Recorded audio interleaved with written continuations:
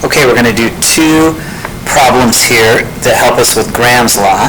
So the first one says an unknown gas effuses at a rate that is 0.462 times that of N2, or nitrogen gas. What is the molar mass of this unknown gas? Okay, so we're going to be able to use Graham's law, and remember Graham's law basically says that the velocity of A over the velocity of B is equal to the square root of the molar mass of B over the molar mass of A. Okay? And so first we want to look at our velocities. Now we want to realize that let's make the velocity of A the unknown gas.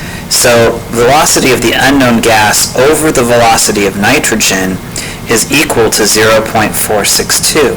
It already tells us that because it says that the rate of the unknown is 4.62 times that of N2.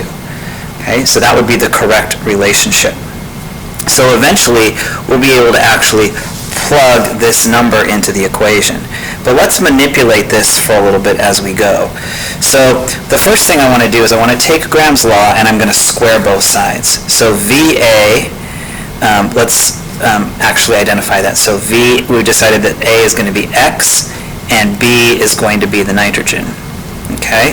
If I square this, then I can get rid of the square root here, and I'll just have MB, which is the N2, over MA, which is the unknown gas.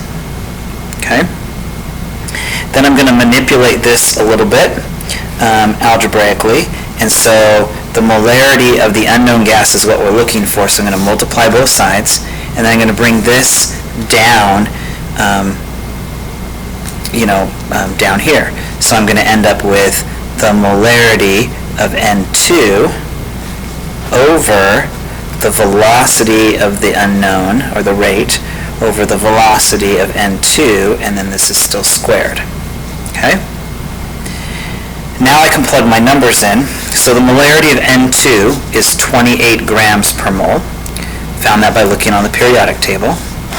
And then this whole thing is 0.462. So I can actually plug this into here and go 0.462 and square it. Okay?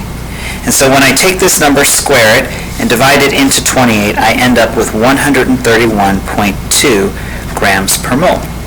And so most likely this unknown gas is probably xenon, because that's the molar mass of xenon. Pretty close to. So that's the first problem with Graham's law. Okay?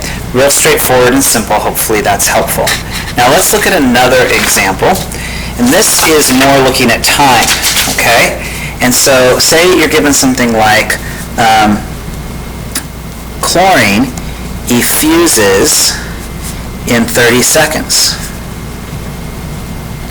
And then the question is, how long will it take for the same amount of bromine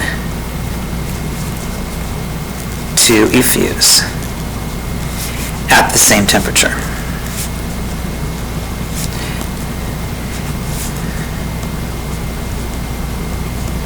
Okay, and this is still in the gaseous phase.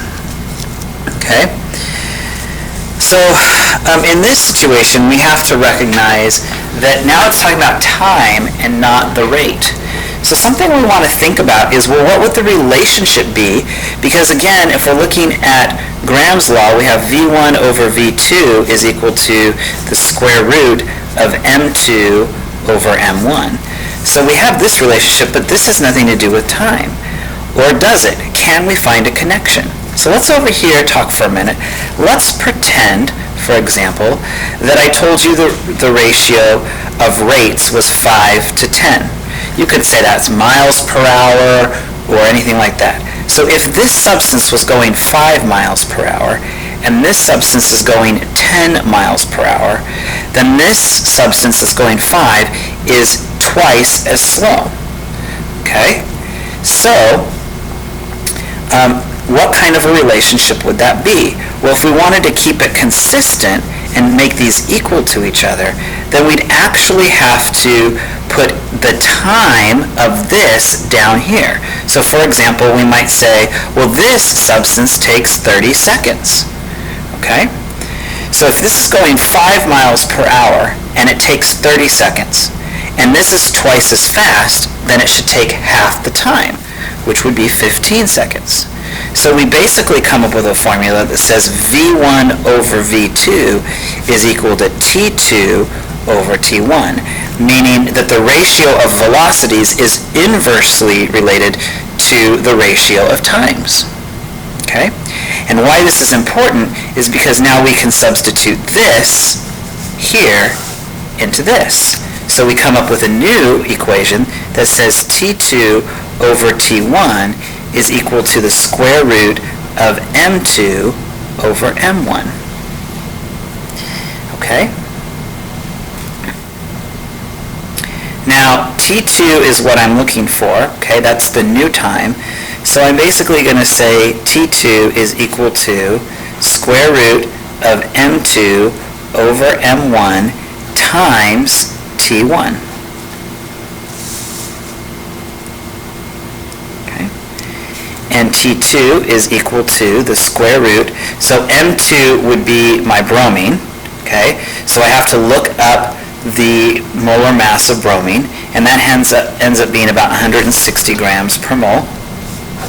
And the molar mass of chlorine, Cl2, is approximately 70 grams per mole. Okay?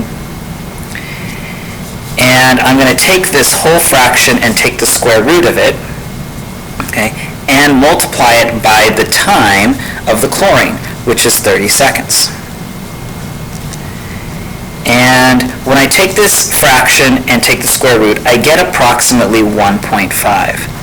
I multiply it by 30 seconds, and I end up with 45 seconds. So it seems like if it takes chlorine 30 seconds to effuse, it's going to take bromine, which is significantly heavier, 45 seconds for the same amount to effuse. Okay? So hopefully that will help you in your calculations.